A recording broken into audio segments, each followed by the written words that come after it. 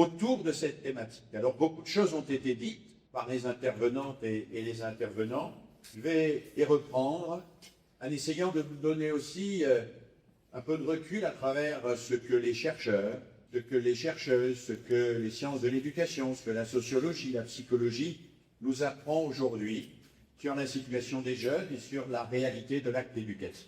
Alors, en introduction et assez rapidement, je voudrais qu'on se mette d'accord, si possible, sur trois idées fortes qui nous rassemblent indépendamment de nos différentes sensibilités et de nos différentes appartenances institutionnelles.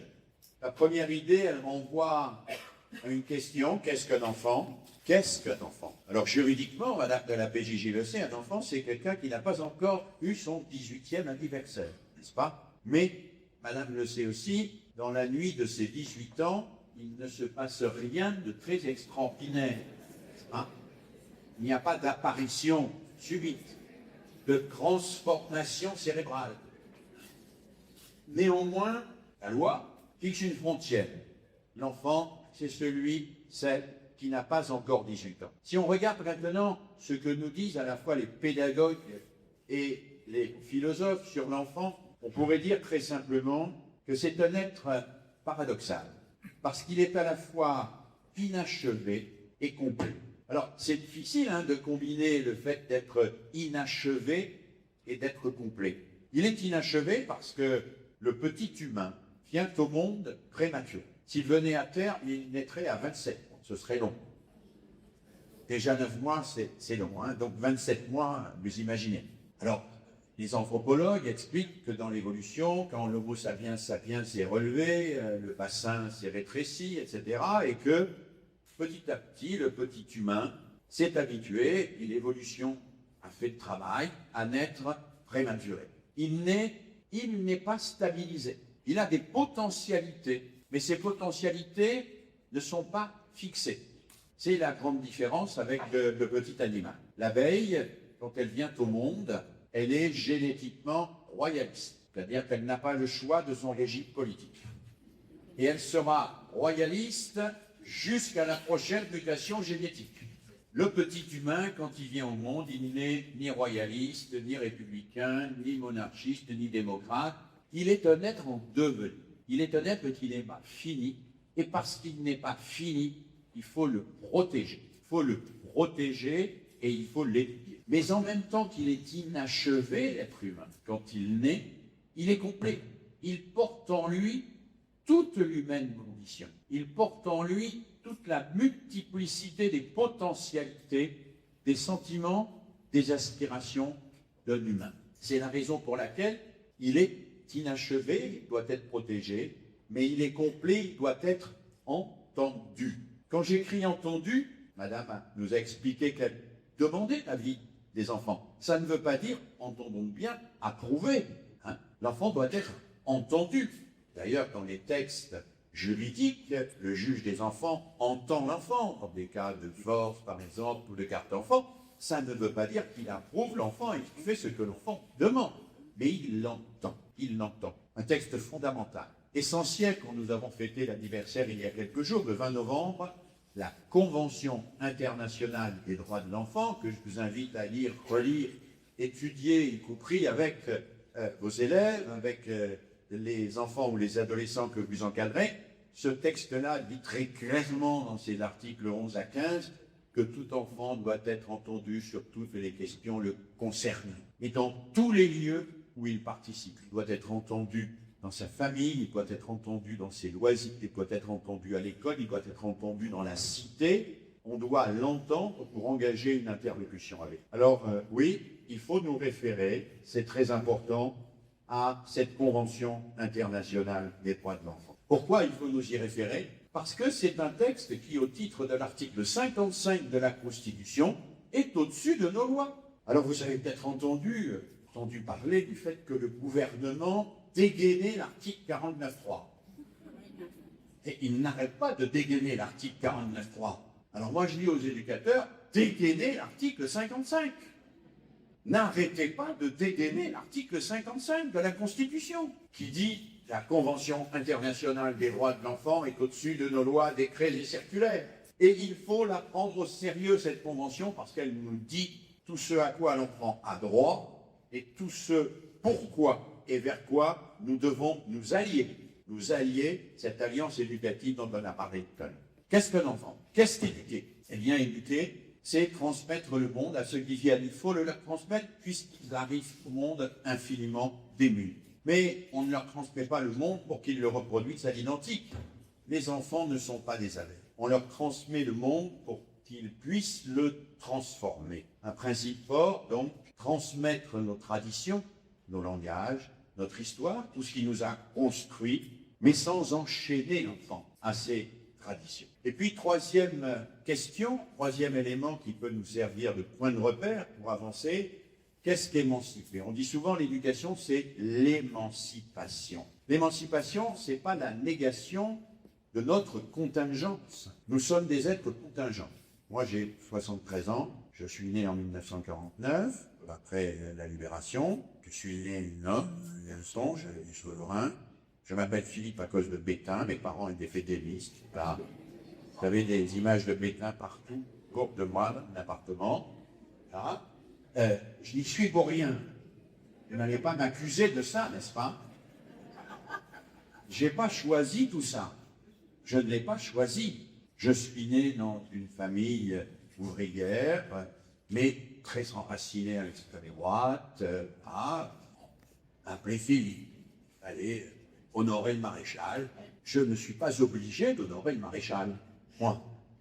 C'est-à-dire que j'ai été fait par mes parents, mon environnement, l'idéologie qui régnait autour de moi où j'étais petit, mais je ne suis pas enfermé à l'intérieur de ça. L'émancipation, c'est la possibilité donnée aux êtres de ne pas être enfermés dans ce qui les a faits. Oui, nous avons été faits. Oui, nous héritons d'une multitude de choses. Tout ce dont nous héritons, nous n'en sommes pas responsables. Mais la question que nous posons à chaque enfant, à chaque adolescent, la question que chaque éducateur, parents, enseignants, les animateurs posent aux enfants et aux adolescents, la question que posent les éducateurs de la PJJ, c'est qu'est-ce que tu vas faire, toi, avec ce qui t'a fait? Bien sûr, tu as vécu des accidents de la vie. Bien sûr, tu as vécu des situations matérielles insupportables, notre collègue l'a dit, mais tu n'es pas enfermé là-dedans. Tu n'es pas enfermé là-dedans. Le contraire de l'éducation, c'est l'essentialisation, c'est l'enfermement. C'est le fait de dire, voilà, tu es ça, et tu es assigné à être cela et à le rester. Tu es cela. Tu es un cancre, tu es un délinquant, voire tu es un dyslexique. Alors bien sûr, ça peut être utile à un moment de dire Jules, Myriam, Johanna est dyslexique. Mais moi, éducateur, ce qui m'intéresse, c'est pas simplement de savoir que Jules est dyslexique, c'est de savoir que Jules est dyslexique, qu'il adore les mangas, qu'il est un excellent golf au foot et qu'il est amoureux d'une fille de la classe. Parce que c'est ça qui va m'aider à le faire progresser. C'est pas en épinglant ses déficits que je vais le faire progresser. C'est en m'attachant à ses ressources. Et encore, quand j'aurais dit, Jules est dyslexique, il est amoureux de manga, il est excellent golf, il est amoureux de médecine. Quand j'aurais dit tout ça et plein d'autres choses encore, j'aurais pas tout dit de Jules. Jules, il est plus que ça encore. Il est quelque chose qu'il va choisir de devenir et que moi, je ne peux pas décider à ça. L'éducation, c'est ça. L'émancipation, c'est ça. C'est donner aux êtres la possibilité de choisir leur devenir. On parle beaucoup aujourd'hui, et c'est bien, du bien-être des enfants. Moi, je préfère parler du bien-devenir des enfants. Le bien-être, c'est ce qu'ils sont.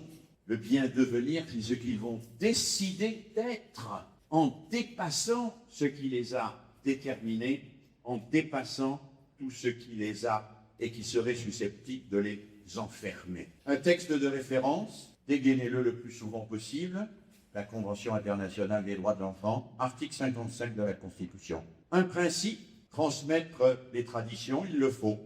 Nos enfants en ont besoin, ils doivent savoir d'où ils viennent, mais sans enchaîner aux traditions, parce qu'ils ont la possibilité de transformer ce monde.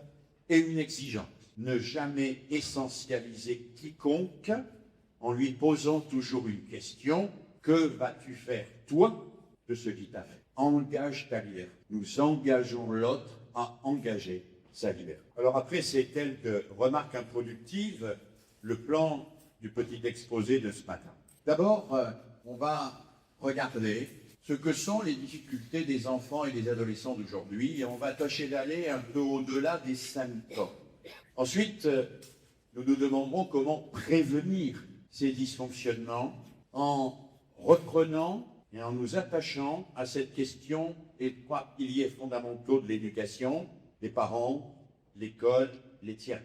Et puis, dans une troisième partie, j'évoquerai la nécessité de prendre soin de l'enfant en construisant autour de lui un écosystème éducatif. Un écosystème, c'est un ensemble d'actions qui vont lui permettre de se développer au mieux, comme on parle de l'écosystème d'un arbre, d'un plant, d'un animal. Et puis, je terminerai par quelques remarques qui ne feront que reprendre sous une autre forme ce qui a été dit au cours de la table ronde, le partenariat au service de l'enfant, travailler ensemble, se connaître, se donner des objets de travail communs. Pourquoi? Comment? Première série de remarques. Les difficultés de nos enfants et de nos adolescents aujourd'hui, au-delà des symptômes. Qu'est-ce que nous observons? Et souvent, qu'est-ce qu'observent les médias? Le plus traditionnellement sur le registre de la plainte. C'était mieux avant. Les enfants d'aujourd'hui sont dissipés. Les enfants d'aujourd'hui sont violents. Les enfants d'aujourd'hui manquent d'attention. Les enfants d'aujourd'hui ne savent pas écrire. Les enfants d'aujourd'hui manquent de respect à l'égard des adultes, etc., etc. Ce sont des comportements qu'on désigne comme anomiques, c'est-à-dire qui ne sont pas dans les normes de ce que l'autre n'attend. On les observe, et très souvent, ces comportements anomiques, on se contente de les regretter et de dire que c'était mieux avant. Ce que je vais essayer avec vous rapidement, c'est de me demander de quoi ils sont le nom. C'est-à-dire, qu'est-ce qu'il y a derrière ces comportements anomiques? Qu'est-ce qu'il y a derrière? Qu'est-ce qu'il y a derrière des retards scolaires? Qu'est-ce qu'il y a derrière des gamins qui pètent les plombs? Qu'est-ce qu'il y a derrière des jeunes qui basculent dans la transgression et qui sont amenés à être pris en charge par la justice? Qu'est-ce qu'il y a derrière? Alors, je ne vais pas être exhaustif, bien sûr, mais nous allons ensemble repérer un certain nombre de phénomènes et vous allez voir que ce repérage nous sera utile quand il s'agira de construire des solutions. Parmi ces phénomènes, le premier peut-être, mais ce n'est pas le premier par ordre d'importance, mais probablement par ordre chronologique, c'est ce qu'on pourrait appeler la désaffiliation. La désaffiliation, c'est-à-dire le déficit de lien de filiation. Je ne sais pas d'où je viens. Je ne sais pas d'où je viens parce que je n'ai pas la chance d'avoir eu des parents qui m'ont accompagné. Mais je ne sais pas d'où je viens parce que aussi j'ai des parents qui sont eux-mêmes coincés entre deux cultures, qui eux-mêmes ne savent pas trop quelle place ils occupent au milieu de tout ça. Qui je suis? Qui je suis? On néglige beaucoup cette interrogation. Vous savez, les enfants, les adolescents, c'est des métaphysiciens, hein, c'est des philosophes. Ils se demandent au jour qui ils sont, qui je suis. C'est quelque chose que les psychologues nous disent souvent, vous savez. Les enfants se posent toujours la question de savoir s'ils sont vraiment les enfants de leurs parents. On se pose toujours cette question. Mais c'est un très bon indicateur, cette question. Suis-je vraiment les enfants? L'enfant des parents. Où je viens? Qui je suis? Et aujourd'hui, quand on travaille, quand on s'entretient avec des enfants et des adolescents, on en voit beaucoup qui sont perdus. Qui je suis? Où je viens? Quel pays j'appartiens vraiment? Quelle culture j'appartiens? Cette désaffiliation, elle n'est pas facile à gérer. Et c'est une des raisons, un des noms de ces difficultés que nous avons évoquées. Deuxième difficulté, très fréquente aussi, c'est ce que nous appelons l'insécurité psychique. L'insécurité psychique. C'est-à-dire des enfants qui ont vécu dans un environnement où soit ils ont été violentés, soit simplement ils ont eu le sentiment qu'ils n'étaient pas suffisamment en sécurité, qu'on ne prenait pas soin d'eux et qu'ils étaient en situation de risque permanent. Risque pour leur intégrité physique, psychologique, risque pour leur développement et leurs apprentissages. Ils sont nombreux, les enfants, en insécurité psychique. Et ce que nous disent les pédopsychiatres, c'est que l'insécurité et la fragilité intérieure se transforment en quoi? En violence extérieure. Il y a un rapport inversé. Plus on est fragile à l'intérieur, plus on a besoin de prouver que l'on est fort à l'extérieur, de montrer ses muscles, d'exhiber sa violence, de devenir insultant parfois, manquer de respect dans d'autres cas. L'insécurité psychique, elle est là chez beaucoup de nos jeunes. Troisième élément, la rétention dans ce que nous appelons l'égocentrisme infantile. L'enfant, quand il naît, quand il sort du ventre de sa mère, il vient d'un lieu mystérieux qui était une sorte de paradis. Il était logé, nourri, blanchi, tous ses désirs étaient exaucés, il n'avait pas froid, il n'avait pas faim, tout ce qu'il voulait se réalisait. La naissance, c'est l'entrée dans l'insatisfaction, dans la frustration. Naître, c'est avoir faim et ne pas avoir tout de suite à manger. C'est avoir soif et ne pas avoir tout de suite à boire. C'est mouiller, ne pas être changé immédiatement. C'est surtout avoir envie d'être pris dans les bras par ses parents. Mais il se trouve que les parents travaillent. Il se trouve que le papa fait la cuisine et que la maman est au bureau. Hein. Il se trouve que les parents ne sont pas toujours disponibles. Alors il faut que l'enfant attende un petit moment. Pour qu'il attende un petit moment sans être angoissé, pour qu'il attende un petit moment en restant dans la sécurité psychique, il faut qu'on lui dise, qu'on lui laisse entendre, qu'on lui montre qu'il va attendre, mais qu'il ne sera jamais abandonné. Et que si on lui demande d'attendre un peu, d'accepter une certaine frustration, c'est parce qu'il a la certitude qu'il n'y aura pas d'abandon. Or, qu'est-ce qui se passe si cette certitude n'est pas là? Eh bien, l'enfant, il va vouloir avoir satisfaction tout de suite. Et il va grandir dans une forme de caprice systématique. Je veux, j'ai droit, je veux, j'ai droit, je veux, j'ai droit. Et je ne veux pas attendre, je veux avoir satisfaction tout de suite. J'exige d'avoir satisfaction immédiate. Et ce sont ces enfants-là que nous allons parfois voir à l'école, avoir dans un certain nombre de lieux d'animation. Des enfants qui sont dans ce que nous appelons l'égocentrisme infantile. C'est-à-dire qu'ils sont au centre du monde et ils veulent que le monde soit à leur service complètement. Ils sont au centre du monde et ils veulent que tout le monde réponde à leurs caprices. D'ailleurs, ils sont très habiles pour cela. Par exemple, ils savent parfaitement que pour avoir satisfaction, ils peuvent mettre les adultes en concurrence. Mettre les adultes en concurrence, parce que les adultes, vous savez, ça adore être aimé par les enfants. Et donc, quand un enfant veut quelque chose et que les parents ne veulent pas, on peut avoir tendance à aller par la main vide. Et on met les adultes en concurrence pour obtenir satisfaction. On est dans l'infantile. L'infantile, c'est la pulsion permanente, c'est le caprice permanent. Alors entendez-moi bien, hein, il n'y en a pas ici, mais ici, ce sont encore des adultes qui sont dans l'infantile. Ah, dans la salle,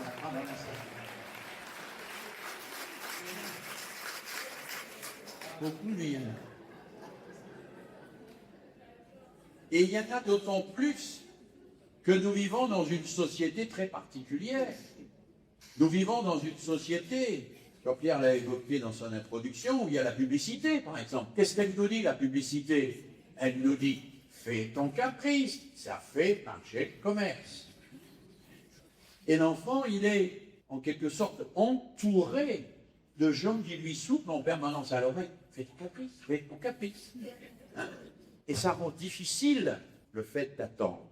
Parce que attendre, c'est pouvoir réfléchir. Attendre, c'est pouvoir s'informer. Attendre, c'est pouvoir discuter. Quand on n'attend pas, qu'on fait tout de suite, on n'a le temps ni de réfléchir, ni de s'informer, ni de discuter. Attends. On a des enfants qui aujourd'hui ne savent pas attendre moins de vie quand on est dans des classes.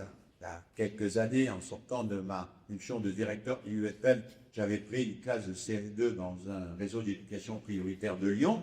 Une des premières choses que j'avais vues quand je m'adressais à mon collectif de 25 élèves, c'est que à peine avais-je donné premier mot, première phrase, premier paragraphe de l'exercice, il y en avait 10 ou 15 qui levaient la main en disant « je n'avais pas tout compris là ». Évidemment, il ne risquait pas d'avoir compris, parce que je n'avais pas expliqué. Cette difficulté à attendre, elle se manifeste alors par des demandes permanentes.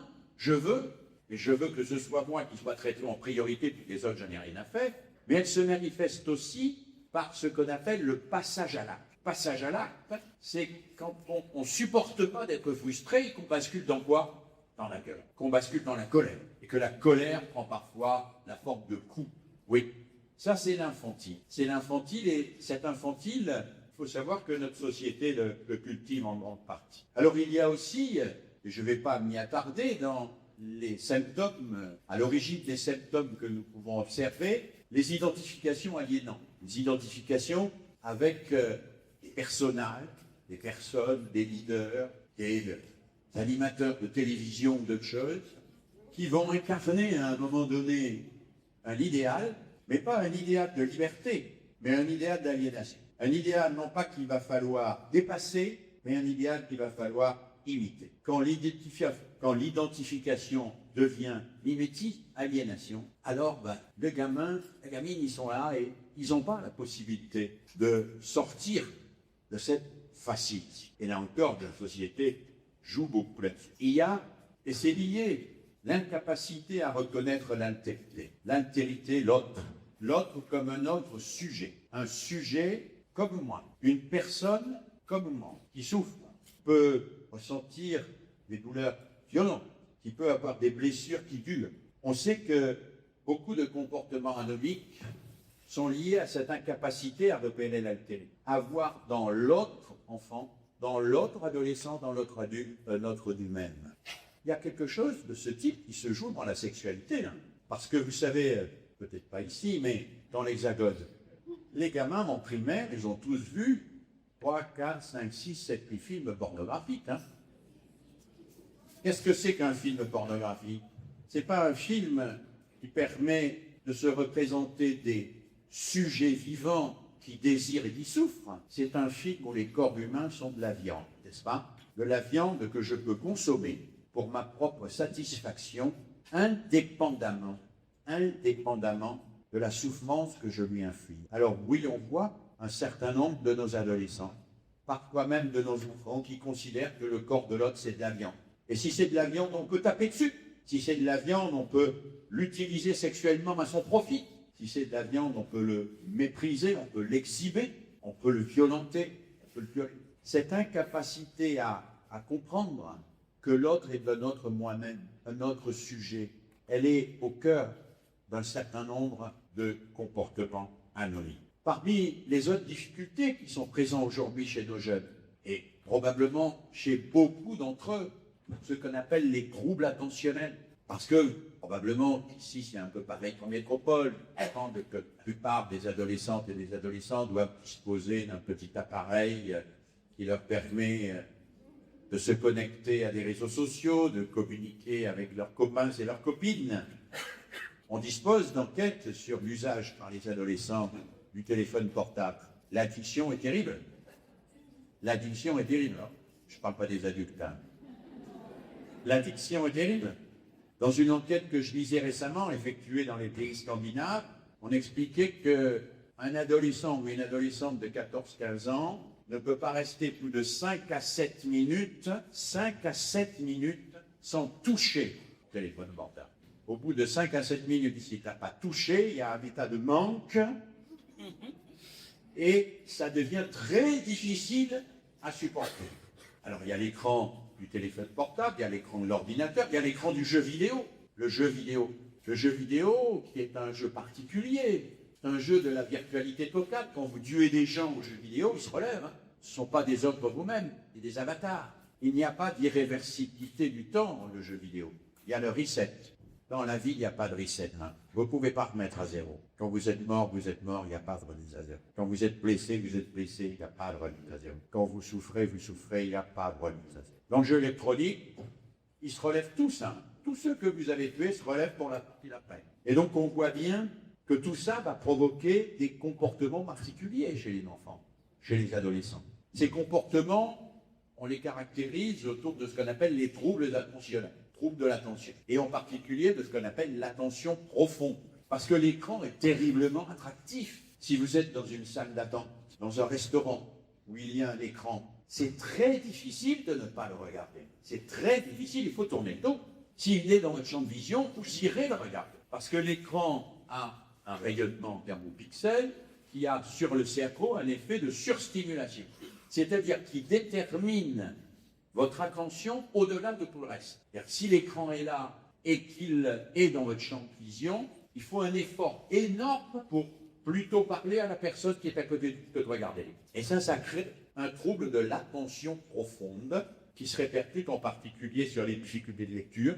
Nous savons aujourd'hui, Catherine Hayes, chercheuse américaine très célèbre dans ce domaine, a montré que l'usage systématique des écrans, eh bien, ça a provoqué des difficultés énormes dans l'accès à l'écriture et à la lecture. Mais dans l'accès aussi au dialogue, et au dialogue approfondi. Et on a l'habitude que ça se renouvelle très vite, et on ne s'installe pas dans le dialogue d'une manière qui permet des échanges authentiques avec les autres. Ces troubles attentionnels, ils sont là. Ils sont une des explications de retard et d'échecs scolaires importants. Autre explication, des écarts culturels. Monsieur a rappelé tout à l'heure la statistique que je donnais hier. Certains enfants arrivent à l'école maternelle avec 500 mots, d'autres avec 5000 mots. Donc on arrive avec 500 mots, on ne peut pas comprendre ce que dit le maître ou la maîtresse. Parce que la plupart des mots que dit le maître ou la maîtresse n'ont pas leur correspondant psychique. Alors cela nous interpelle, évidemment. Cela interpelle la parentalité, cela interpelle les structures d'accueil de la petite enfance. Moi, je mène en France un programme de formation à destination de ceux et celles qui encadrent ce qu'on appelle les mâmes, c'est-à-dire qui gardent les enfants dans la maison, pour que cette garde ne soit pas simplement une garde comme on garde des chats ou des chiens, mais une garde d'enfants à qui l'on parle, avec qui l'on discute, même s'ils ne répondent pas. Parce que mes amis, je vais livrer un secret. Si on attendait que les enfants sachent parler pour leur parler, ils ne parleraient jamais. Et donc il faut commencer à leur parler avant qu'ils sachent. Parce que tout ça va contribuer à les éveiller au dialogue entre les personnes. Ces écarts culturels, il existe aussi quand il y a des écarts entre des cultures différentes. Je n'ai pas le temps de développer, mais il est clair que la culture scolaire, ce qu'on attend d'un comportement d'un élève à l'école, ce n'est pas la même chose que ce qu'on attend à la maison. Et qu'il y a des enfants qui n'ont pas parfaitement vu cela, compris cela. Il y a quelque temps, j'étais dans une cité éducative à Évry, et je travaillais avec des mamans d'origine maghrébine, pour l'essentiel. Et ces mamans me disaient, mais nous, on en a assez que les institutrices, les maîtresses, forment de nos enfants à être des insolents. Je suis surpris. Comment ça? Ah oui, parce que nous, quand on parle à nos enfants, on veut dire baisse ton cap. Alors que les maîtresses, quand elles parlent à nos enfants, elles leur disent toujours regarde-moi dans les yeux. Ben oui. C'est un écart culturel. Et il y en a des tas des écarts culturels de ce type qui jouent et qui vont être déterminants si on ne les repère pas, si on ne les comprend pas. Si on ne les comprend pas, et si cette coéducation qu'on a vue tout à l'heure, quand on a vu tout à l'heure l'importance, n'est pas présente. Alors je pourrais multiplier, mais je vais m'arrêter là pour ne pas vous donner trop le cafard. Au fond, quand même, une des choses qui plombe nos enfants et nos adolescents, c'est l'absence de perspective d'avenir. L'absence de perspective d'avenir, alors d'avenir professionnel, mais pas simplement d'avenir professionnel. Je vais vous donner une statistique, je ne sais pas si elle vaut pour la Guadeloupe, si elle vaut pour les Antilles, mais dans une enquête récente, auprès d'enfants de 15 et 16 ans, on a ce chiffre extraordinaire. 67% d'entre eux pensent qu'il y aura la fin du monde avant la fin de leur vie. 67% d'entre eux pensent qu'il y aura la fin du monde avant la fin normale de leur vie. Alors, je ne sais pas si c'est vrai ici. Et ça veut dire que les questions de l'écologie, qui nous intéressent plus ou moins, les enfants, ils sont comme des éponges. Ils entendent, ils reçoivent, ils comprennent le dérèglement climatique. Ils entendent, ils reçoivent, ils comprennent le fait qu'il y a des gens qui menacent d'utiliser l'arme atomique. Ils entendent et reçoivent, ils comprennent le fait que, en 50 ans, le niveau de la mer aura monté de 2,5 mètres, d'1,50 m. Ils entendent tout ça. Il ne faut pas croire que ça n'a aucune influence sur eux. Ça les travaille en profondeur. C'est peut-être la première fois dans l'histoire du monde que des enfants s'imaginent. Depuis l'an 1000, parce qu'en l'an 1000, vous savez, on pensait qu'il y avait la fin du monde. Alors, c'est peut-être la première fois depuis l'an 1000 que des enfants s'imaginent ou pensent que la fin du monde, ils vont la voir. Le Covid, ça n'a pas été sans conséquence sur nos enfants. Les conflits que vous avez vécus, mais aussi la présence de la mort, les informations quotidiennes, les confinements, ça les a travaillés tout ça, ça les a inquiétés. Et ne croyez pas que c'est fini, hein. Ça continue à travailler. Le Covid est fini, il y a l'Ukraine. L'Ukraine n'est pas finie, mais le changement climatique est là. Tout ça, ça donne à nos enfants le sentiment que leur avenir n'est pas garanti. Alors qu'est-ce qu'ils se disent certains? Ils se disent, mais qu'est-ce que c'est ces adultes qui chipotent sur ma note en maths 5e alors qu'ils me lèguent une planète dont je suis même pas sûr qu'elle va durer jusqu'à ma mort? Enfin, c'est quoi ces gens-là? C'est quoi ces gens? Si je me suis permis de vous dresser ce tableau, c'est pour vous dire que face à ces défis, nous avons besoin de cette alliance éducative dont nous avons parlé tout à l'heure. Nous en avons besoin. Nous avons besoin que les adultes travaillent ensemble et en particulier, nous avons besoin de redonner du pouvoir et de redonner de la cohérence aux 3 piliers de l'éducation. Alors ces 3 piliers de l'éducation pour prévenir ces comportements anomiques et pour remédier à ces dysfonctionnements psychiques qu'on vient d'évoquer. Ces 3 piliers, c'est les parents et la famille élargie, l'école et les tiers. Les parents, et j'ai ajouté la famille élargie, parce que là-dessus, les recherches sont relativement significatives. Elles nous montrent que les parents ne sont pas les seuls à exercer la parentalité. Il arrive que la parentalité soit exercée par le frère, la sœur. Souvent, dans le cas des garçons, une sœur aînée peut jouer un rôle absolument déterminant, long, latent. Les grands-parents. Probablement que nous avons trop sous-estimé le rôle des grands-parents. Probablement que nous aurions intérêt à travailler sur le rôle des grands-parents et à mobiliser les grands-parents pour qu'ils fassent des choses avec les petits-enfants, surtout s'ils ont un peu de temps. Probablement que les grands-parents peuvent être totalement déterminants dans leur capacité à accompagner l'enfant, à faire des activités avec eux, à leur faire découvrir le monde, l'environnement.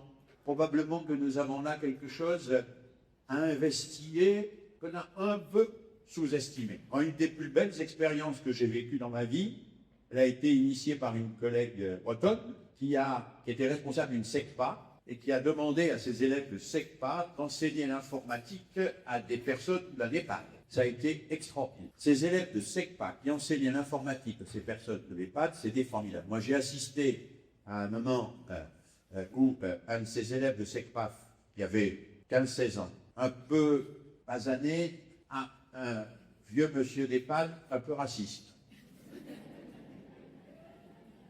Eh bien, le gamin a fait passer son B2I au monsieur et ils sont devenus les meilleurs amis du monde. Les meilleurs amis du monde. Et ils vont continuer à se raconter le temps, à s'expliquer des tas de choses. Vieux monsieur lui a dit, moi, dans ma jeunesse, et toi, qu'est-ce que tu fais? Ah ben moi, je joue à Warcraft. Quoi tu joues? À World of Warcraft. C'est quoi ce jeu? Montre-moi. C'est formidable. C'est formidable que des liens se tissent entre les générations qui brisent ces tubes dans lesquels on a tendance à enfermer. Les parents, la famille élargie, l'école, les tiers-lieux, on les a évoqués tout à l'heure.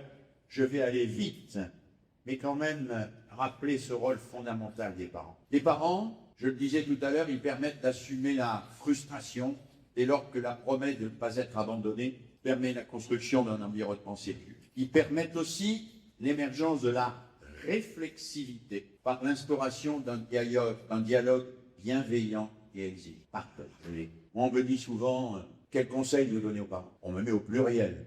Quel conseil? Et en général, je réponds au singulier.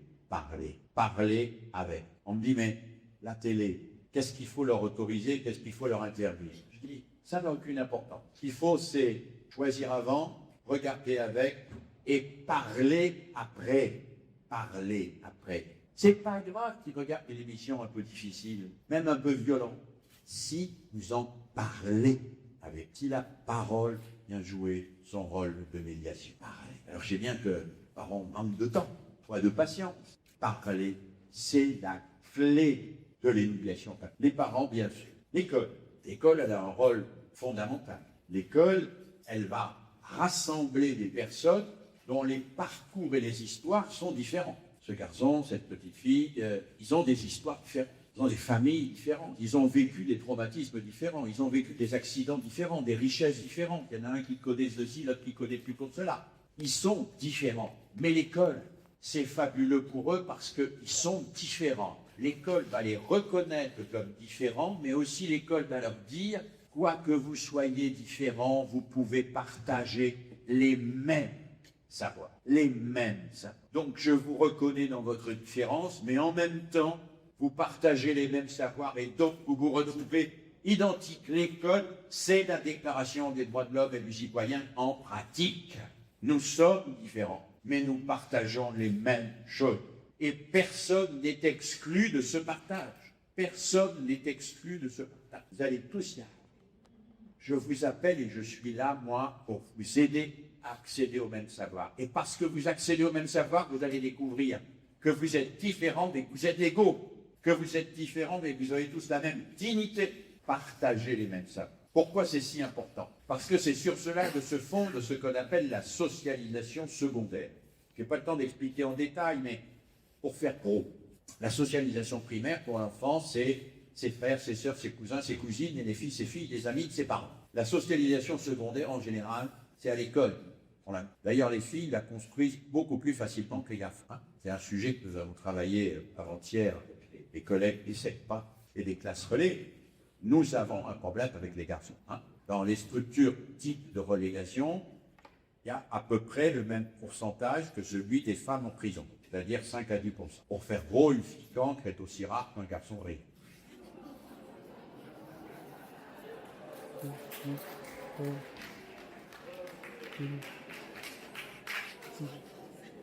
Donc, les garçons sont un peu fâchés avec l'école.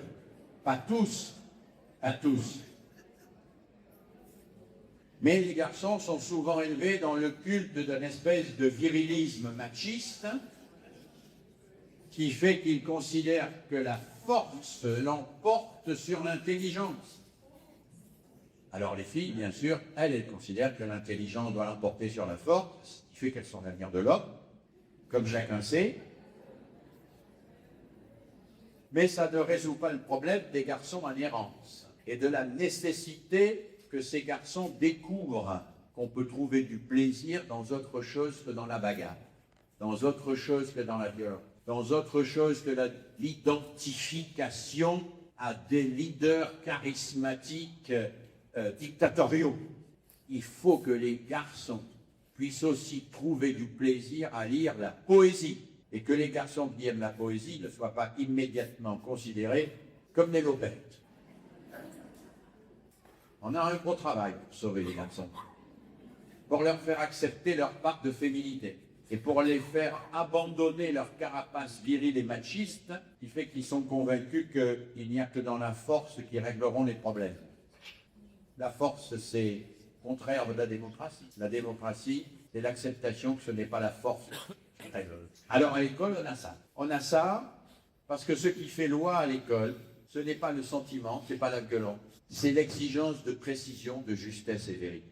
À l'école, celui qui a raison, ce n'est pas celui qui crime plus fort, c'est celui qui démontre le mieux. Et là-dessus, le virilisme machiste, il ne fait pas de poids. Il fait pas de poids. Les parents, la famille élargie sont essentiels, l'école est essentielle, les tiers-lieux sont essentiels, bien sûr. Pourquoi? Parce qu'on y fait des apprentissages décisifs. D'abord parce qu'on s'engage dans une activité collective que l'on choisit, qui permet de mesurer l'importance de la solidarité dans la réussite de toutes et tous, et qui permet aussi de vérifier que l'autorité légitime ne réside ni dans la force, ni dans la violence, mais qu'elle est le revers d'une responsabilité au service du collectif. Pour moi, ça c'est fondamental. Il n'y a pas d'autorité qui ne soit le revers d'une responsabilité. Il y a quelques semaines, j'étais dans une classe maternelle petite C. Et je vois une petite fille très fière qui m'accueille. Monsieur, je lui dis comment tu t'appelles, me dit son prénom, Céline, et je lui dis alors ici je suis la chef du bocal à poisson cru.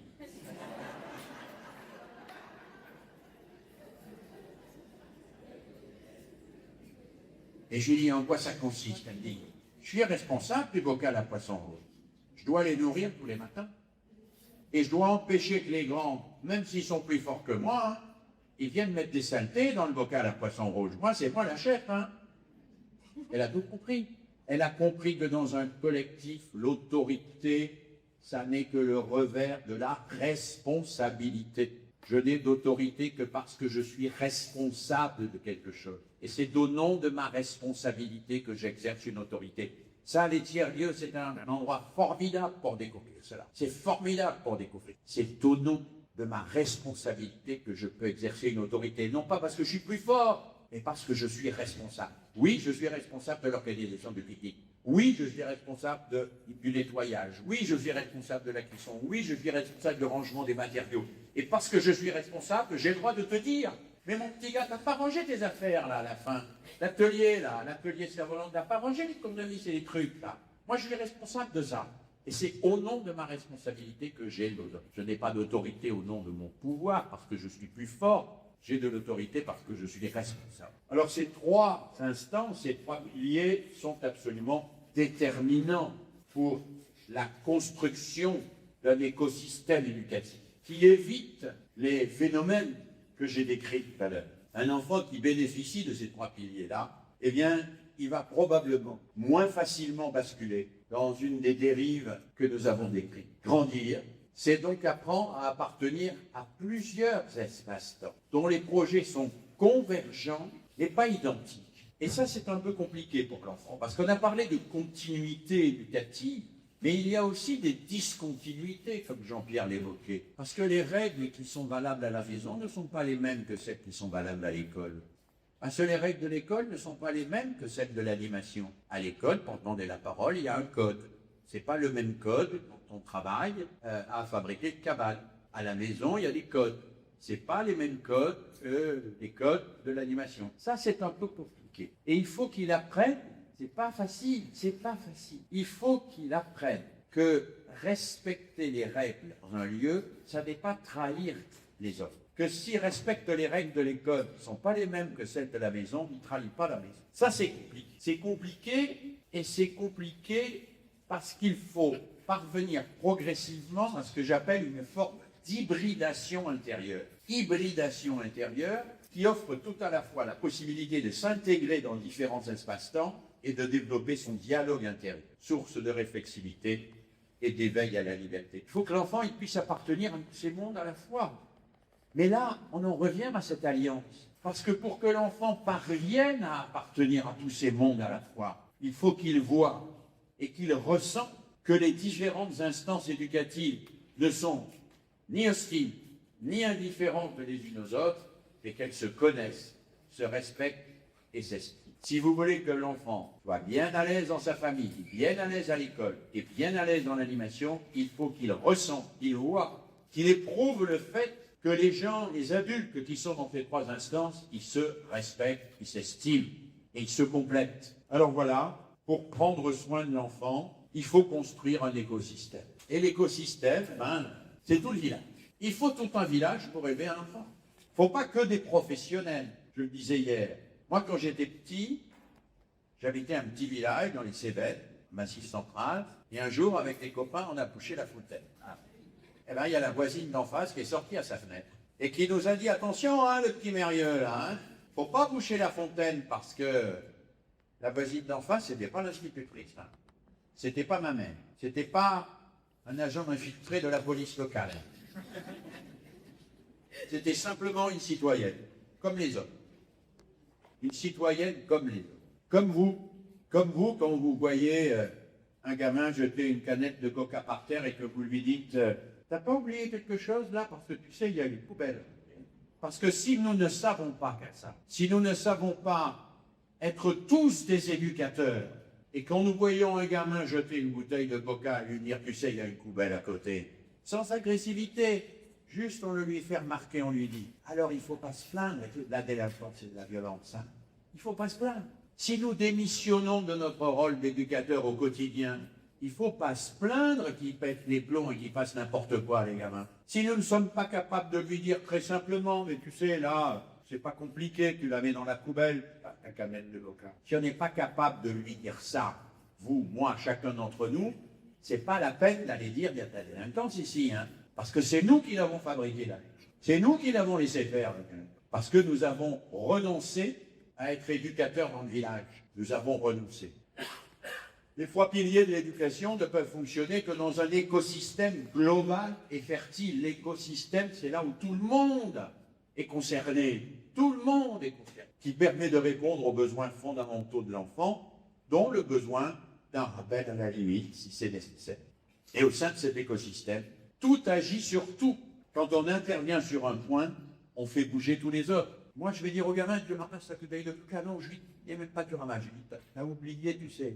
Oh, c'est un oubli, je n'avais pas vu qu'il y avait la semaine. Quand je lui dis ça, je ne fais pas simplement mon acte citoyen écologique. Je fais quelque chose qui va l'aider à se structurer, faire en sorte qu'il soit un citoyen, que aussi un élève, mais aussi une personne qui va, dans l'animation, occuper un rôle et prendre des responsabilités importantes. C'est toute la collectivité que je sais. Alors, cet écosystème éducatif, il comprend beaucoup d'éléments. L'enfant et l'adolescent, il a besoin, bien sûr, d'un habitat et d'un environnement sain. Nous n'y pouvons pas grand-chose. Il faut le rappeler, quand même. Il faut rappeler que nous avons le combat dans ce sens-là. Il a besoin d'avoir de la santé. La nourriture, bien sûr. Le sommeil. Nous savons aujourd'hui à quel point le sommeil est déterminant dans l'équilibre. Et nous savons que les enfants de 2022 ont perdu entre 1 et 3 heures de sommeil par jour par rapport aux enfants de 1980.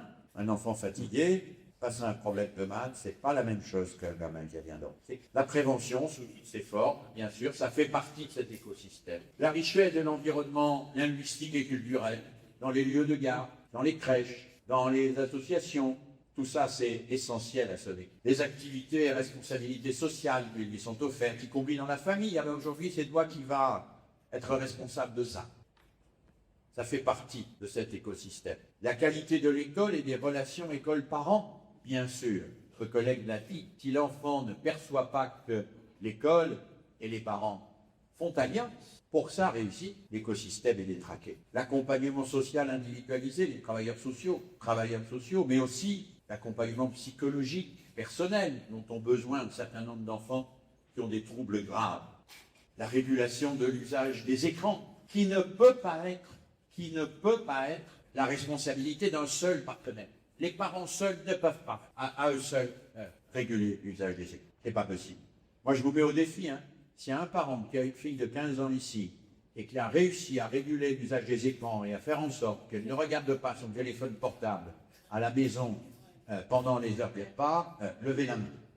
Et puis écrivez, et vous allez faire un best-seller. Pour faire un best-seller. C'est compliqué l'usage des écrans.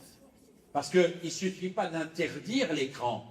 Il faut proposer quelque chose qui soit plus attractif que l'écran. Bien sûr, les CMA en métropole développent beaucoup des terrains d'aventure pendant les vacances de la Toussaint. Que les vacances de la Toussaint, chez nous, c'est des vacances un peu pénibles, il fait froid, les parents travaillent, il n'y a pas de social, il n'y a rien. Fait des terrains d'aventure. On sait que pendant les vacances de la Toussaint, les gamins, ils consomment de 12 à 15 heures d'écran par jour. Alors on fait un terrain d'aventure.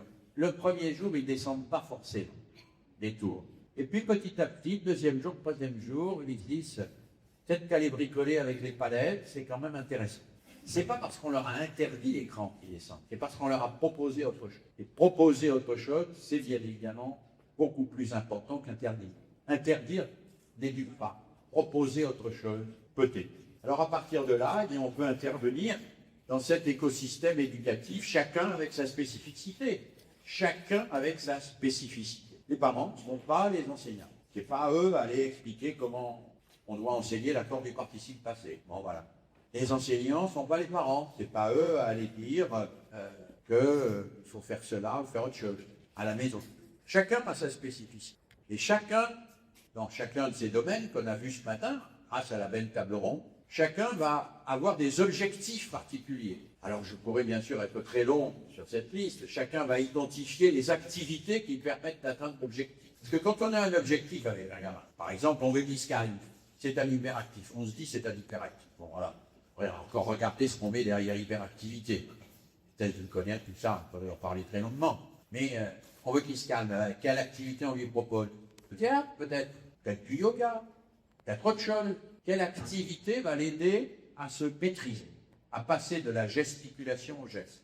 Quelle activité? Construire la situation qui permet d'effectuer l'activité. Aménager l'espace-temps. On y tient beaucoup au CMA, l'espace-temps, on aménage avec les ressources, les outils qui rendent possible l'investissement dans l'activité. Engager l'activité, observer les comportements, analyser les résistants. Quand on propose des activités éducatives, ça ne marche pas toujours, hein, parce que les enfants ne sont pas des élastiques ou de la pâte à modeler, hein. C'est des êtres humains qui ne désirent pas ce qu'on veut qu'ils désirent, comment on veut qu'ils le désirent. Hein. Il y a des résistances. Et moi, le mot résistance, je l'aime bien. Je l'aime bien parce que dans les anciennes ampoules électriques, peut-être encore dans celle-là, la résistance, c'est ce qui empêche de passer le courant, mais c'est aussi ce qui fait de la lumière. Pour l'éducateur, comprendre les résistances, c'est devenir intelligent. C'est faire la lumière sur les problèmes des gamins. Comprendre pourquoi ils résistent, pourquoi ça ne marche pas, pourquoi l'activité que j'ai lancée ne va pas accrocher. Ça, c'est fondamental. Si je le comprends, alors je vais inventer autre chose et je vais progresser. Et cette compréhension, elle nécessite un travail entre les partenaires aussi. Bien et bien. Les résistances ne sont pas un malheur pour les éducateurs.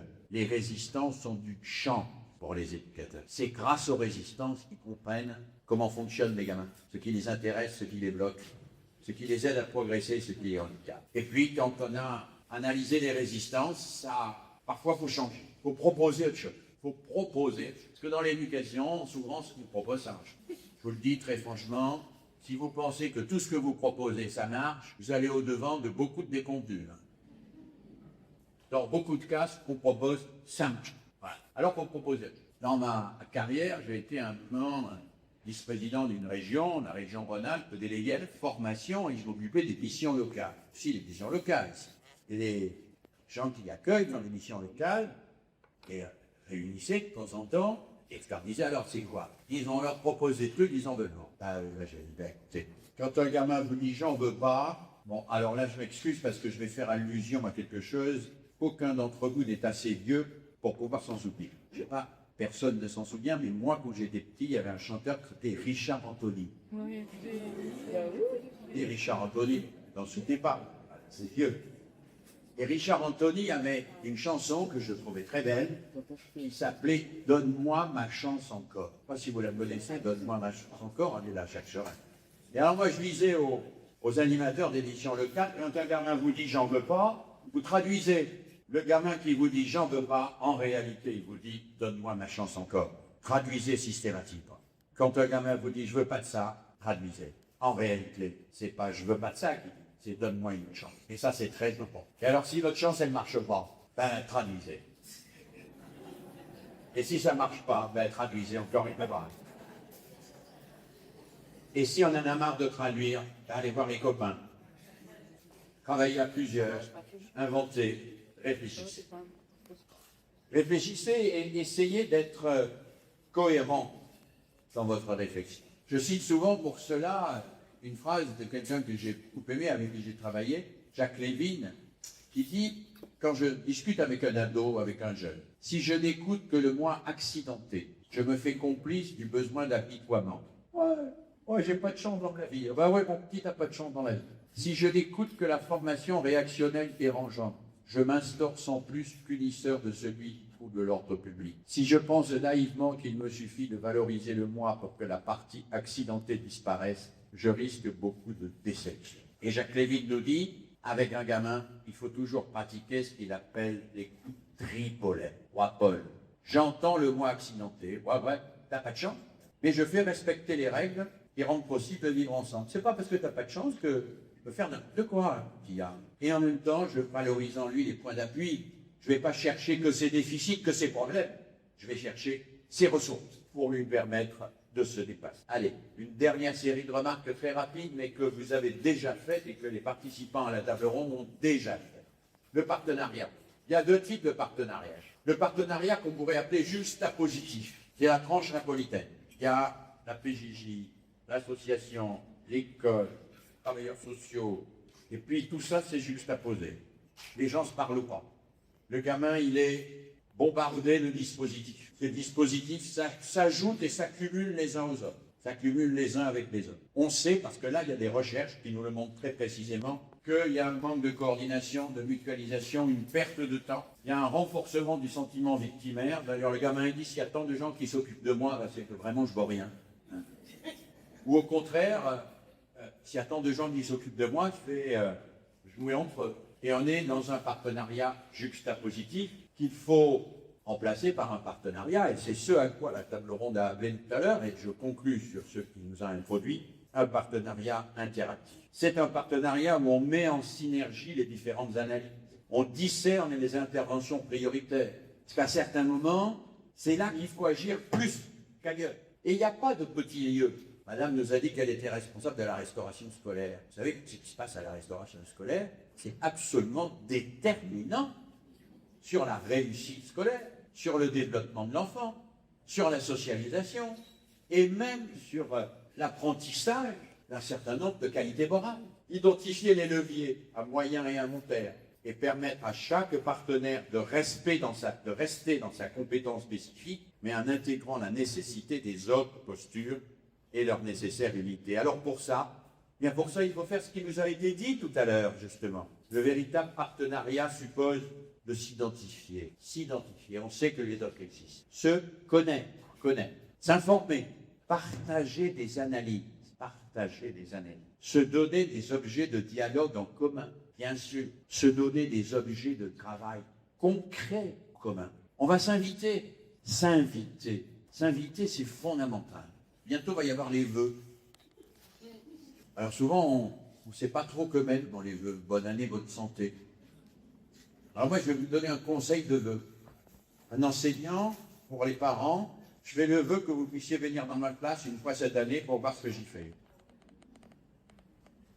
Pour les animateurs, je fais le vœu auprès des parents que vous puissiez venir participer à une activité avec vos gamins, voire en animer une.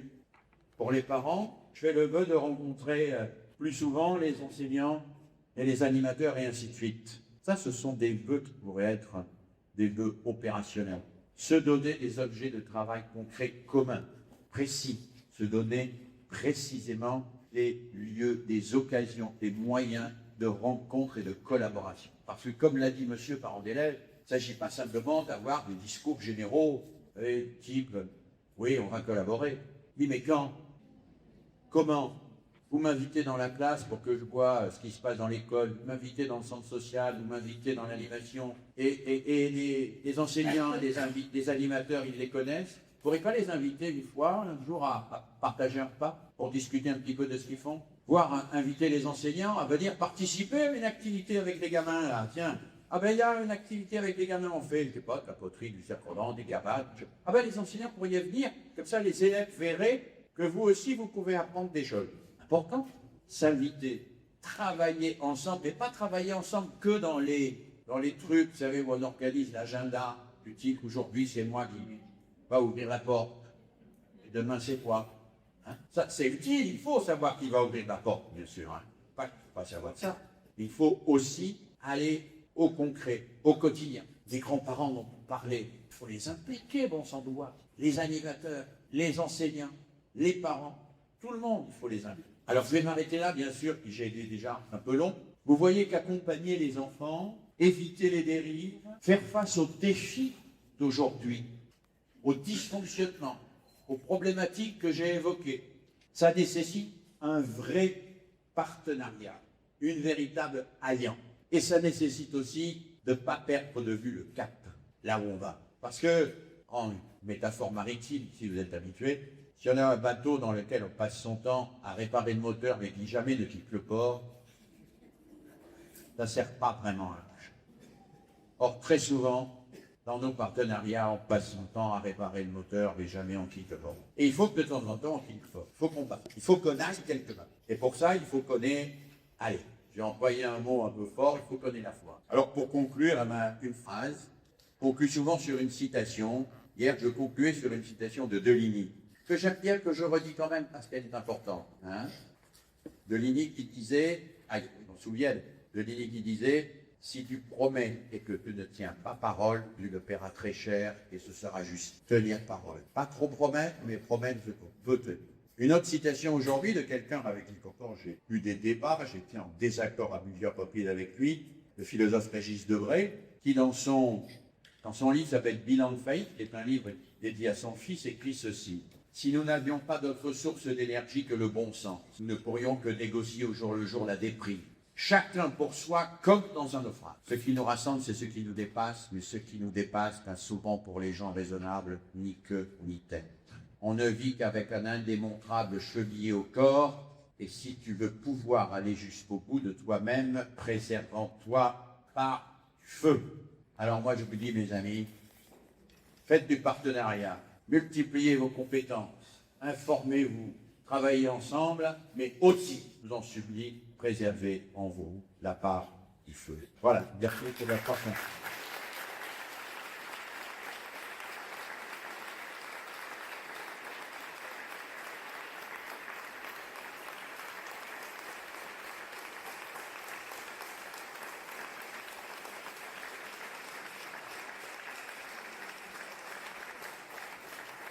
Bien. Je dédie tous ces applaudissements aux gens qui sont sur le terrain, qui sont intervenus tout à l'heure à la table ronde et qui mettent en pratique tout ça. Et à vous, bien sûr.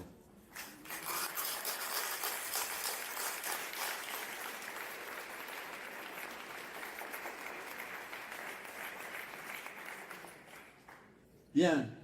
Je vais donner mon micro-baladeur, qui est le seul. Il nous reste un petit quart d'heure à Jean-Pierre pour que ceux et celles qui veulent intervenir. Alors, pas des questions, parce que si vous posez des questions, vous êtes obligé de répondre, ça va être trop long. Donc, des réactions, des témoignages, des objections, tout ce que vous avez envie de dire et qui vous paraît important de communiquer à tout le monde aujourd'hui. Donc là, c'est vous qui avez la parole, carte blanche à vous.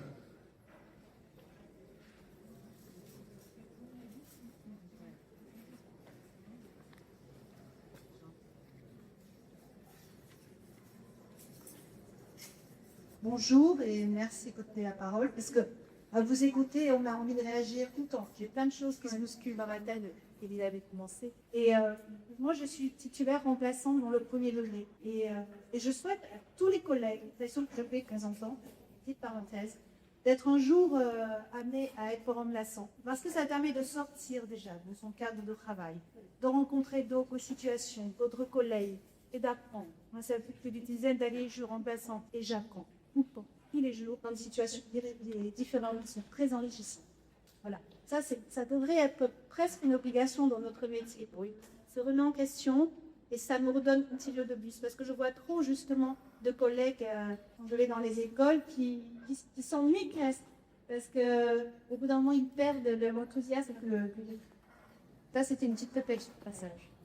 Ce que je voudrais dire, que j'ai plein de choses, j'ai juste ma réflexion principale, c'est travailler ensemble, oui, on manque de temps souvent, vous savez, vous le savez tous, mais on passe beaucoup de temps à réfléchir à ce dont ont besoin les enfants, les élèves, pour apprendre, mais on leur donne rarement la parole. Et vous avez commencé en disant que les enfants doivent être entendus.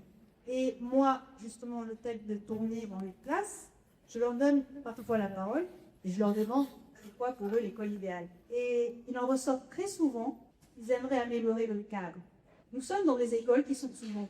Ils me disent on voudrait de la couleur, on voudrait des jolis meubles, on voudrait monter des arbres, on voudrait des animaux, on voudrait de la musique, on voudrait voilà, plein de choses pour que l'école soit un endroit où on a envie d'être déjà. J'ai été, avant d'être remplaçante en maternelle, en petite section, et pour moi, mon principal objectif, c'était de rendre ce lieu accueillant, agréable.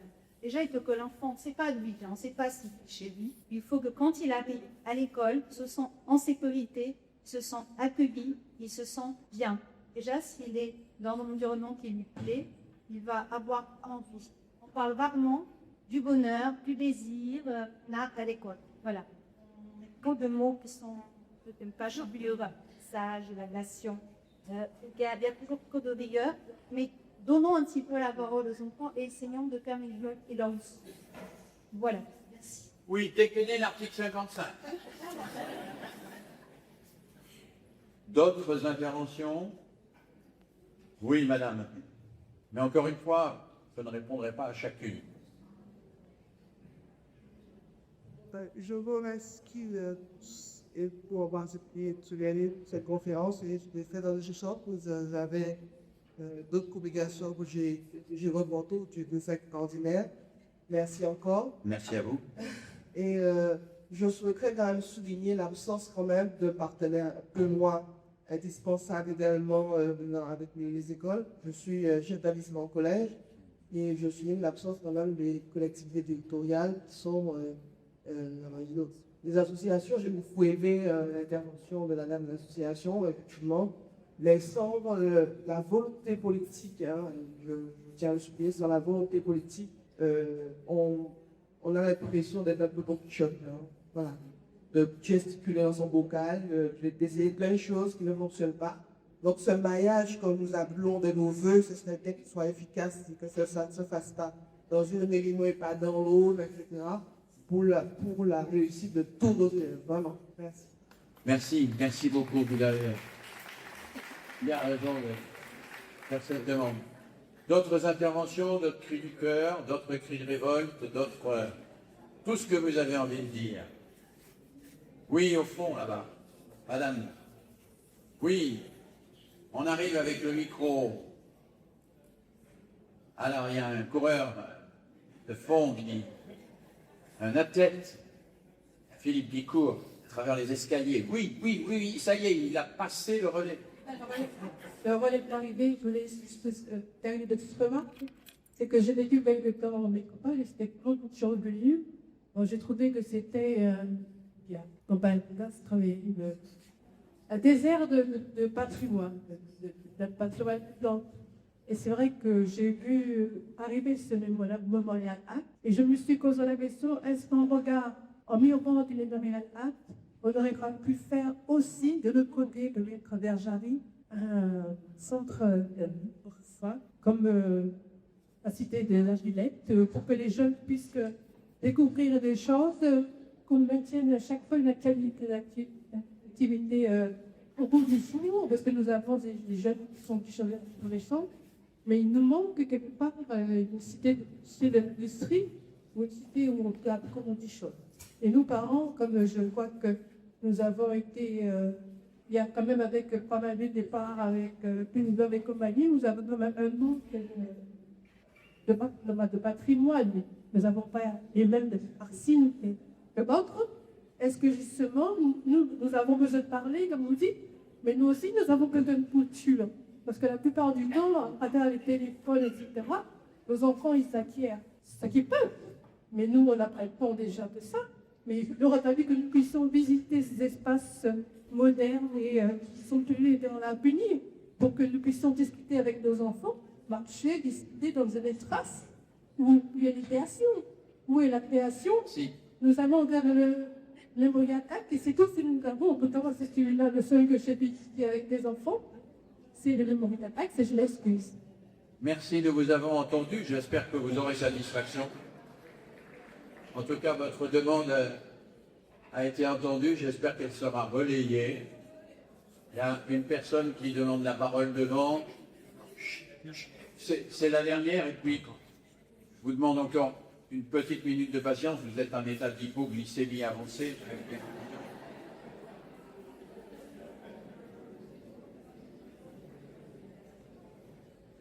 Voilà, c'est vous qui concluez, madame. En fait, c'est une remarque par rapport au lieu d'école, donc ça la place que la collègue a dit sur le même lieu, c'était important, c'est pas attractif. Mais ce que je veux dire, c'est que si on regarde comment je parle d'éducation prioritaire en Guadeloupe, et c'est vrai que souvent les lieux, ça va toujours me surpris dans les écoles. Par exemple, il n'y avait pas de salle des lettres, et on est bien, c'était construit dans un foin, c'est bien, c'est la salle informatique. On reçoit les parents de l'éducation prioritaire, qui sont des fois, parfois et souvent même des parents qui ont eu un rapport à l'école un peu complexe. Quand je les reçois, je me dis c'est drôle parce que je les reçois, je leur dis asseyez-vous là, en tête comme si c'était des élèves à la table de souvent la table de leur enfant. Et je suis pas à l'aise avec ça. Et je me dis, ils ont peut-être une solution jouable si dans les écoles, appartenu à des cassoles, des rectorats et autres, peut-être peuvent entendre. Si dans les écoles, on allait sur une réflexion qui serait ce fameux tiers-lieu à l'intérieur de l'école, c'est-à-dire juste un lieu qui serait à la fois la salle des maîtres conviviale avec la cafetière et les petits gâteaux, parce que des fois, on est un bon nombre de séniles quand on fait surveillance de récréation, et les parents qu'on reçoit dans ce même espace également, et les gens du périscolaire, etc., etc. Parce que là, avec les sites éducatifs, par exemple, on est en train de réfléchir aux espaces parents. Et je me dis, c'est marrant, on dit espace parents. Donc, de nouveau, l'espace parents, c'est un espace. Il y a espace place, espace enseignant. Donc, par rapport à ce que vous avez expliqué, je pense que ça, qu'on pourrait, pour mesure de faire, de dire, allez, on ne fait pas tous ces espaces, on fait un tiers-lieu école qui servirait de, voilà, de aller dans le sens de ce que vous avez dit, auquel je crois. Merci beaucoup. Merci infiniment, c'est une très très belle proposition à laquelle j'adhère mais à 100%. Et je vais maintenant donner la parole à Jean-Pierre Picard pour conclure. Il est temps, il est midi. En vous remerciant encore de votre attention. Jean-Pierre, c'est à toi. Il faut que de l'on sorte de la société des brouillages là. Mais avant de partir, je voudrais faire 3 remerciements. Le premier, aux personnes qui ont pu me dire, on me dit qu'on fasse des conférences et mieux pour son passionnant exposé. C'est l'internaute qui m'a vu ça et je l'ai plus passionnant et je pense que pas M. Ouffa qui a sauvé des petits traits qui l'ont poussé, qui a dépassé des lits et que chacun d'entre nous va demain réfléchir comment faire nouer nos pratiques d'un grand maître. Un deuxième remerciement, magnifique CNA qui a préparé les conférences, Karine Amblard, la directrice, qui avait dit de fait.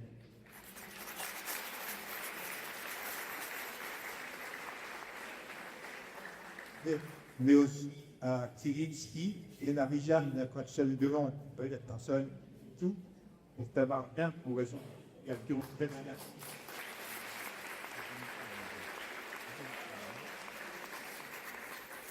le public a été mauvais, c'est bon, avec tous, peut-être un samedi matin. Lors que si un sénateur, on va dire, bon, fait ce matin, on va démarrer, on ne peut pas. Merci à vous et à tous.